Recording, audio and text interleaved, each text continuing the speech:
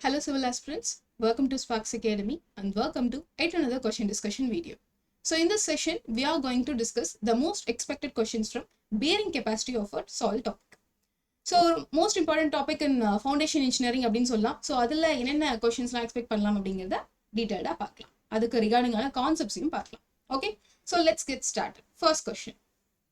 A plate load test was conducted in a sand on a 300 mm diameter plate. If a plate settlement was 5 mm at the pressure of 100 kilopascal, the settlement of 5 meter cross 5 meter rectangular footing at the same pressure will be. Question ரொம்ப simple ma. நம்ம plate load test usually perform பண்றோம் bearing capacity calculate பண்றதுக்கு. Okay, fine. இதுல different types of plates use பண்ணுவோம். For example, circular plate use பண்ணலாம், square plate use பண்ணலாம். அவங்க கொடுத்திருக்கிறது இந்த இடத்துல நீங்க ஒரு circular plate யூஸ் பண்றீங்க அப்படின்ட்டு. இந்த பிளேட் மேல ஒரு பிட் கன்ஸ்ட்ரக்ட் பண்றோம், பிளேட்டை பிளேஸ் பண்றோம், அது மேல ஒரு லோடு கொடுக்குறோம். அந்த பிளேட் எவ்வளோ லோடு தாங்குது, செட்டில்மெண்ட் அது கரஸ்பாண்டிங்கா எவ்வளோ நடந்துட்டு இருக்கு அப்படிங்கறத அனலைஸ் பண்றது தான் இந்த plate load test. Okay, so பிளேட்டோட செட்டில்மெண்ட் 5 mm கொடுத்துருக்காங்க. எப்போ corresponding to the pressure of 100 kilopascal. இப்போ ப்ரெஷர் அதிகமாக கொடுக்க கொடுக்க செட்டில்மெண்ட் நடந்துகிட்டே தான் இருக்கும். சேம் இதே சாயில்ல அதே 100 kilopascal கொடுக்கும்போது instead of 300 mm diameter plate 5 meter cross 5 meter rectangular footing இருந்தது அப்படின்னா அதர் செட்டில்மெண்ட் என்ன நடந்திருக்கும் அப்படிங்கிறத நான் அனலைஸ் பண்ண போறேன். ஏன்னா நான் வீடு கட்டும் போது ஒரு ஐசோலேட்டட் ஃபூட்டிங் வந்து அந்த இடத்துல லே அவுட் பண்றேன். அதுல எவ்வளவு செட்டில்மெண்ட் நடக்கும் அப்படிங்கறத அனலைஸ் பண்றதுக்கு தான் என்ன பண்றோம், பிளேட் லோட் டெஸ்ட் அப்படிங்கிறது ஒரு கன்ஸ்ட்ரக்ட் வந்து நம்ம ஸ்டடி பண்றோம். ஸோ இந்த இடத்துல இனிஷியலா நான் எடுத்தோடனே ஃபூட்டிங்கை வச்சு பண்ண முடியாது இல்லையா, அப்போ பிளேட் வச்சு ஒரு டெஸ்ட் பெர்ஃபார்ம் பண்ணிட்டு அதுக்கப்புறம் ஃபூட்டிங்ல எவ்வளோ செட்டில்மெண்ட் நடக்கும் அப்படிங்கிறத அனலைஸ் பண்ணும். இன்னொரு விஷயம், எவ்வளோ லோட் கொடுக்குறோம் அது கரஸ்பாண்டிங்கான செட்டில்மெண்ட் நடக்குது அப்படிங்கிறது எவ்வளோ முக்கியமோ அதை விட முக்கியம் எந்த சாயில்ல இந்த டெஸ்ட் நம்ம பெர்ஃபார்ம் பண்றோம், சாண்டா கிளேவா, because this two soil behaves differently. If I talk about clay, okay, clay பத்தி பேசுறேன் அப்படின்னா the settlement characteristics looks like this. The settlement that is happening on a footing divided by the settlement that is happening on a plate is equal to breadth of the footing divided by breadth of the plate. So, settlement ratio எதுக்கு ஈக்குவலண்டா இருக்கு, அதோட சைஸ்க்கு ஈக்குவலண்டா இருக்கு, சைஸோட ரேஷியோக்கு ஈக்குவலண்டா இருக்கு. இது எங்க, clay சாயில்ல, கொகசிவ் சாயில்ல. ஆனா இங்க நம்ம பெர்ஃபார்ம் பண்றது சாண்ட் சாயில்ல டெஸ்ட்டை பெர்ஃபார்ம் பண்றோம். அப்போ for sandy soil,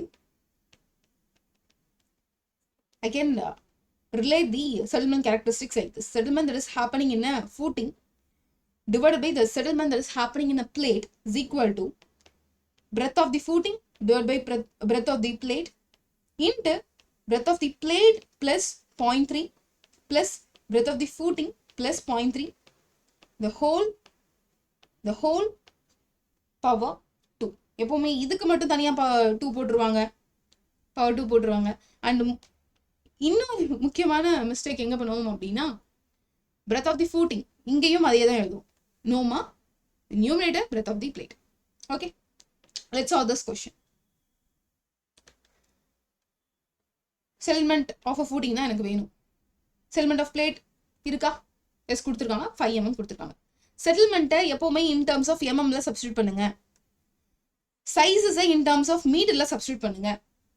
இந்த டேர்ம்ல, அதாவது இது வந்து எம்பிரிக்கல் ஈக்குவேஷன், இந்த ஃபார்மேட்ல நீங்க சப்ஸ்டியூட் பண்ணீங்கன்னா தான் உங்களுக்கு கரஸ்பாண்டிங்கான செட்டில்மெண்ட் கிடைக்கும், இன் டர்ம்ஸ் ஆஃப் எம்எம்ல கிடைக்கும். So settlement of footing divide by settlement of plate என்னது 5 mm. ஸோ 5ன்னு நான் டேரக்டா சப்ஸ்டியூட் பண்ணுவேன். அதுக்கடுத்து பிரெத் ஆஃப் தி ஃபூட்டிங் எவ்வளோ, 5 மீட்டர் கிராஸ் 5 மீட்டர்னு கொடுத்துருக்காங்க. So 5 divided by what is the breadth of the plate, it is given in terms of diameter. So நான் அதை டேரக்டாவே பிரெத்னே எடுத்துக்கிறேன், 300 mm. நான் என்ன சொல்லியிருந்தேன், யூஸ்வலா சைஸஸை நீங்க மீட்டர்ல சப்ஸ்டியூட் பண்ணுங்க அப்படின்னு சொல்லியிருந்தேன். So 0.3 into 0.3 plus 0.3 divided by 5 plus 0.3 the whole square. Using this formula you can get the settlement of a footing is 17.8 mm. Option C is the correct answer. Ma'am இந்த question கேட்பாங்களா, ஏஇல கேட்கலாம். Anna University தான் இந்த time question set பண்ணது. We can expect any standard questions. Okay, ஏன்னா TNPSC மாதிரியே தான் இவனும் கொடுப்பான் அப்படின்ட்டு நம்மளால எக்ஸ்பெக்ட் பண்ணிட்டு போக முடியாது. இது மாதிரி கொஸ்டின்லாம் டைம் அதிகமாகும் மேம், கேட்கலாமே, வாய்ப்பு இருக்கு. மேபி இந்த மாதிரி நியூமரிக்கலா கேட்காம இந்த ஃபார்முலா மட்டுமே நிறைய தடவை கேட்டிருக்காங்க, ஏஐ எக்ஸாம்ஸ்ல நிறைய தடவை கேட்டிருக்காங்க. ஸோ இந்த மாதிரி கொஸ்டின்ஸை நீங்க ஃபேஸ் பண்ணதான் can get the bitterness of a tough questions also. Okay, so let's move to the next question. The observed n value of SPT test is 21. The n value after correcting for a Dalton's is. So usually இந்த n value obtain பண்றோம் அப்படிங்கும்போது ரெண்டு corrections apply பண்ணும். ஒன்று வந்து overburden correction and another one is Dalton's correction. Overburden correction பண்ணதுக்கு அப்புறமும் என்னோட வேல்யூ 15க்கு மேல இருக்கு அப்படின்னா என்ன பண்ணுவோம், டைவர்ஜென்சி கரெக்ஷன் அப்ளை பண்ணுவோம். இந்த டைவர்ஜென்சி கரெக்ஷனுக்கு இன்னொரு நேம் இருக்குமா, சப்மர்ஜென்ஸ் கரெக்ஷன் அப்படின்னு சொல்லுவோம், கரெக்ஷன் அப்படின்னு சொல்லுவாங்க, submergence correction. So let's do the divergence correction. இதுதான் question. What is the n value after correcting the divergence? n suffix d is equal to 15 plus half of n1 minus 15. ஏன் n1ங்கிற term use பண்றேன்? எப்பவுமே இந்த டைவர்ஜென்சி correction அப்படிங்கிறது ஓவர்பர்டன் correction நடந்திருக்கும் பாத்தீங்களா, அந்த வேல்யூக்கு தான் நான் டைவர்ஜென்சி கரெக்ஷன் அப்ளை பண்ணணும். ஆல்ரெடி ஒரு தடவை கரெக்ஷன் நடந்திருக்கு, அப்போ அதை நான் n1 எடுத்துக்கிறேன். So what is the overburden correction value? 21. So 15 plus half into 21 minus 15. And இன்னொரு விஷயம் தெரிஞ்சுக்கோங்க, ஓவர்பர்டன் கரெக்ஷன் முடிஞ்சதுக்கு அப்புறம் அப்பவே என்னோட வேல்யூ 15க்கு கம்மியா இருக்கு ஆர் 15க்கு ஈக்குவலா இருக்கு அப்படின்னா நீங்க டைவர்ஜென்சி கரெக்ஷன் அப்ளை பண்ணுங்கிற அவசியம் இல்லை. அதாவது ஓவர்பர்டன் கரெக்ஷன் பண்ணிட்டீங்க, பண்ணி n வேல்யூ பாக்குறீங்க, அப்போ 15க்கு கம்மியாவோ இல்ல 15க்கு ஈக்குவலாவோ இருந்தது அப்படின்னா நீங்க டைவர்ஜென்சி கரெக்ஷன் அப்ளை பண்ணுங்கிற அவசியம் இல்லை. பட் கொடுத்திருக்க வேல்யூல நமக்கு 21 இருக்கு, அப்போ we have to apply the divergence correction. So n is equal to 15 plus half of n1 minus 15. So half of 21 minus 15 என்னமா? This gives us 3. So 6 by 2, 3. That totally gives us 18. So 18 is the correct answer.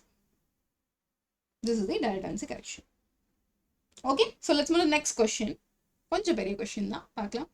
Two footing, one circular and other square are founded on a surface of a purely cohesionless soil. ஒவ்வொரு வார்த்தையும் இங்க important. ஒரு cohesionless soilல ரெண்டு type of footing வந்து present ஆயிருக்கு. ஒன்னு வந்து சர்க்குலரா, இன்னொன்னு ஸ்கொயரா.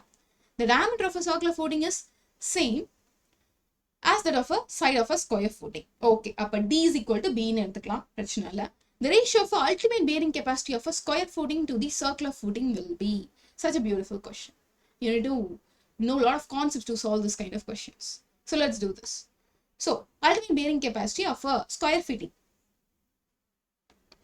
QU yes because we are talking about the square footing. This is safe bearing capacity. 1.3 CNC plus gamma DF NQ plus 0.4 gamma B N gamma. Okay, this is the ultimate bearing capacity of a square footing. இதுவே same ultimate bearing capacity of circular footing நான் calculate பண்றேன் அப்படிங்கும்போது 1.3 CNC plus gamma DF NQ plus 0.3 gamma D N gamma. இங்க notice பண்ணுங்க, soil வந்து purely cohesionless சாயில்னு கொடுத்துட்டாங்க. அப்ப ஃபர்ஸ்ட் டைம் ரெண்டுக்கு என்ன ஆயிரும், கேன்சல் ஆயிரும்.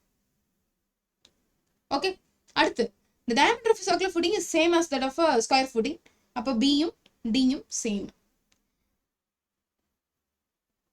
இன்னொரு விஷயம், the two footings are founded on a surface of a purely cohesionless soil. ரெண்டு ஃபூட்டிங்கும் சாயிலோட சர்ஃபேஸ்ல இருக்கு அப்படிங்கும்போது டெப்த் ஆஃப் தி ஃபூட்டிங் என்னவா மாறும், இந்த இடத்துல ஜீரோவா மாறும். அப்ப செகண்ட் டேர்மும் எனக்கு என்ன ஆகுது, ஜீரோவா மாறுது. ஃபர்ஸ்ட் டேர்ம் Z 0 ஆகுது, செகண்ட் டேர்ம் DF-னால 0 ஆகுது.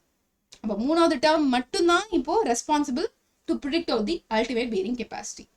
கொஸ்டின்ல என்ன கேட்டிருக்கான், the ratio of the ultimate bearing capacity of a square footing to the circular footing. So QU square divided by QU circular is equal to 0.4 gamma N gamma divided by 0.3 gamma N gamma. ஏன் ma'am நீங்க BD எடுத்துக்கல, அதுதான் சேம்னு சொல்லிட்டானே, பிரச்சனை இல்லை, அதையும் நான் cancel பண்ணேன். இப்போ gamma N gamma remains same because we are talking about the same soil, right? அப்போ 0.4 divided by 0.3. That means 4 by 3. That means value is equal to 1.33. This is the correct answer. இதே question தான் கேட்கணும்னு அவசியம் இல்லை, இது கொஞ்சம் twist பண்ணி What is the bearing capacity ratio of circular footing to the square footing னு question கேட்கலாம். என்ன ஆன்சர் வரும் அப்படிங்கிறத கமெண்ட் செக்ஷன்ல மென்ஷன் பண்ணுங்க. I really want to know. I will look over the comment section for sure. So ஒருவேளை ratio வந்து circular to square கேட்டிருக்காங்க அப்படின்னா என்ன ஆன்சர் வருங்கிறத கமெண்ட் செக்ஷன்ல மென்ஷன் பண்ணுங்க. அடுத்து let's move on to the next question. What is the drive weight and height of a free fall in case of standard penetration test according to IS 2131 1981? This IS itself is important. Standard penetration test க்கு எந்த IS code use பண்றோம்? கொஸ்டின்ல இருந்து அப்படியே ஆன்சரை big பண்ணுங்க. நிறைய கொஸ்டினை இன்னும் நீங்க ஃப்ரேம் பண்ணுங்க. ஓகே, ஸோ ஸ்டாண்டர்ட் பென்ட்ரேஷன் டெஸ்ட்க்கு என்ன IS கோட் யூஸ் பண்றோம், எந்த ப்ரொவிஷன்ஸ் ஃபாலோ பண்றோம் கொஸ்டின் கேட்கலாம். IS 2131 1981. ஓகே, யூஷுவலா இந்த ஸ்டாண்டர்ட் பென்ட்ரேஷன் டெஸ்ட் அப்படிங்கிறது எவ்வளோ டெப்த்ல பெர்ஃபார்ம் பண்ணுவோம் அப்படின்னா சர்ஃபேஸ்ல இருந்து 450 mm டெப்த்ல by giving the hammer weight of 63.5 kg. Okay, 63.5 kg in the picture பாருங்க. And falling off 0.76 meter னு கொடுத்திருக்காங்க. So 0.75 meter அப்படினும் சில புக்ஸ்ல ஸ்டாண்டர்ட் புக்ஸ்ல இருக்கும். So கிட்டத்தட்ட இதோட ஆன்சர் நம்ம ப்ரிப்பேர் பண்ணியாச்சு. 63.5 kg and 75 centimeter. That is given in meters. Here the options are in centimeters. So this is the correct answer.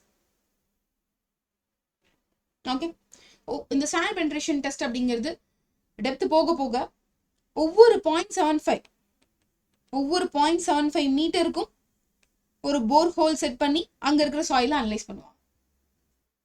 சரியா, இதுவுமே கொஸ்டின் கேட்கலாம். Note the point. Next let's move to the next question.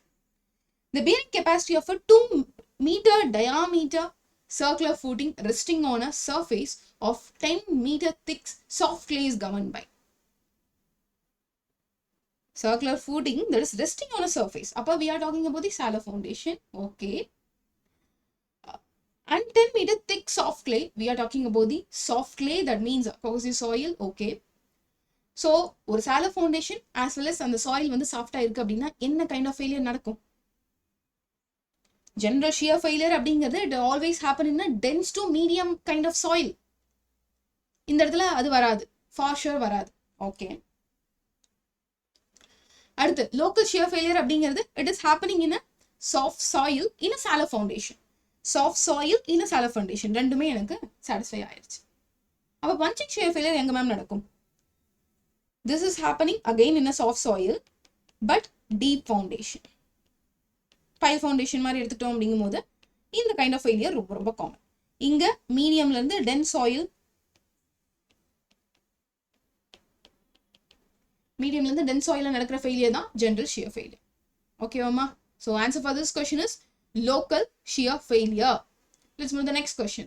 The seeding load provided in a plate load test is 2 kN per meter square, 0.5 kN per meter square, 10 kN per meter square, 7 kN per meter square.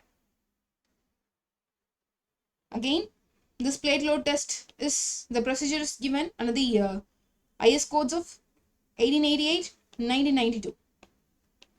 இந்த IS code பார்த்துக்கோங்க. Okay, நம்ம plate load test பற்றி first இதுலேயே பார்த்தோம். ஒரு plate எடுத்து we are going to give the load. அந்த பிளேட்ல எவ்வளோ செட்டில்மெண்ட் நடக்குது, அது கரஸ்பாண்டிங்காக ஃபூடிங்கில் எவ்வளோ செட்டில்மெண்ட் நடக்குது அப்படிங்கிறத ஈஸியாக ஃபிகர் அவுட் பண்ணிடலாம் அப்படிங்கிறத பார்த்தோம். கிட்டத்தட்ட அந்த பிளேட்டும் அந்த ஃபூட்டிங்க்கும் என்ன ரேஷியோ இருக்கும் அப்படின்னா, பிளேட்டை விட ஃபூட்டிங் வந்து 5 மடங்கு அதிகமான சைஸில் இருக்கிற மாதிரி தான் நம்ம யூஸ்வலாக அந்த பிளேட்டோட சைஸை வந்து டிசைன் பண்ணுவோம். புரியுதாமா? 5 மடங்கு அதிகமாக இருக்கணும், பிளேட் சைஸை விட ஃபூட்டிங் சைஸ் அது 5 மடங்கு அதிகமாக இருக்கும். அண்ட் இங்க சீடிங் லோட் பத்தி கேட்டிருக்காங்க. Initial seating load will be given as 7 kN per meter square. ரொம்ப இம்பார்ட்டன்ட் கொஸ்டின். அதுக்கு அடுத்த லோட் எப்படி இன்க்ரிமெண்ட் பண்ணுவாங்க அப்படின்னா, either it depends on the 2 factors. நீங்க எஸ்டிமேட்டட் சேஃப் லோட் வேல்யூ வச்சிருக்கீங்க அப்படிங்கும் போது அந்த சேஃப் லோட் வேல்யூல இருந்து 20% பிக் பண்ணி அதை ஃப்ரீக்வெண்டா கொடுத்துட்டு வருவாங்க. இல்லை எனக்கு அல்டிமேட் லோடே எவ்வளோன்னு தெரியும் மேம், அந்த சாயிலோட அல்டிமேட் லோடே எவ்வளோ தெரியும் மேம் அப்படின்னா, அந்த ஹோல் லோட்லேருந்து 1/10 ஆஃப் தி அமௌண்ட்டை ஒவ்வொரு கரஸ்பாண்டிங் லோடாக கொடுத்துட்டு வருவாங்க. ஸோ எஸ்டிமேட்டட் சேஃப் லோட்னா 20% of the safe load is given on each frequent of test. Ultimate load value தெரியுது அப்படின்னா 1/10 of the load is given. And initial seating load is 7 kN per meter square. So let's move to the next question. According to the IS code, the total settlement of isolated footing for cohesive soil should be.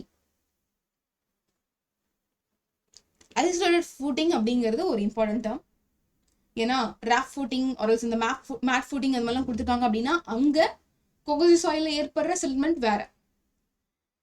இங்கே அவன் isolated ஃபூட்டிங்க்கு என்ன கோகசிவ் soil அப்படின்னு கேட்டிருக்கான். Sorry, கோகசிவ் soil இருந்துச்சுன்னா என்ன செட்டில்மெண்ட்னு கேட்டிருக்கான். So I will tell you all the values. When you take isolated footing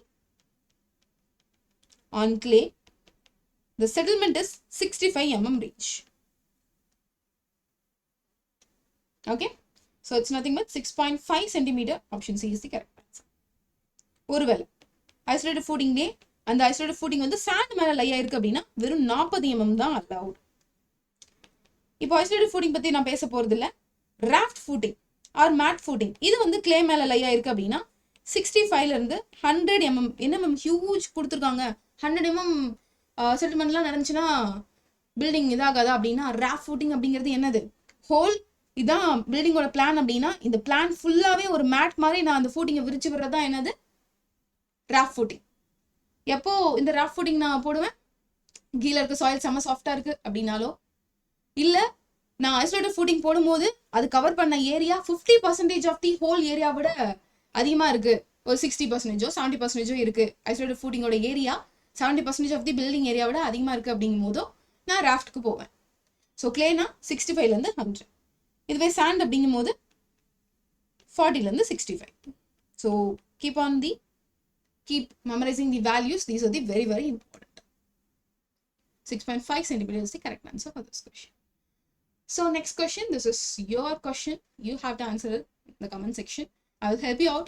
The ultimate bearing capacity of a soil is 218 kilonewton per meter square. The depth of the footing is 1 meter and unit weight of the soil is 18 kilonewton per meter cube. The net safe bearing capacity for factor of safety is 2.5. Question கேட்டிருக்கிறது net safe bearing capacity. கொடுத்திருக்கிறது ultimate bearing capacity. net safe எப்படி கொண்டு வரலாம்?